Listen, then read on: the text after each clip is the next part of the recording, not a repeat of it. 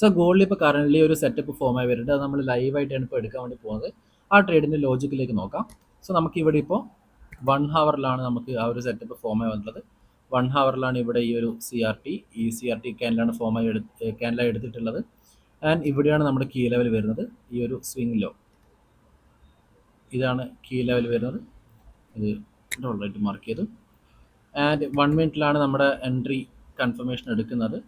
1 മിനിറ്റിൽ നമുക്ക് C R T low mark ചെയ്തു, ടി ബി എസ് മാർക്ക് ചെയ്തു.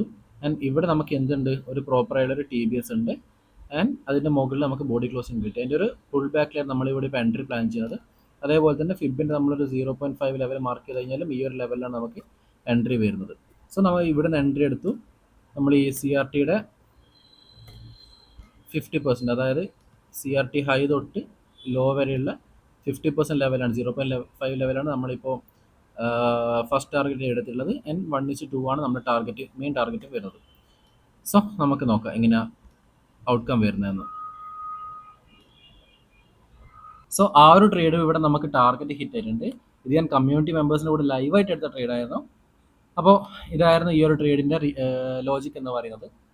അപ്പോൾ അടുത്ത ട്രേഡിൻ്റെ വീഡിയോ ആയിട്ട് അടുത്ത വീഡിയോ കാണാം.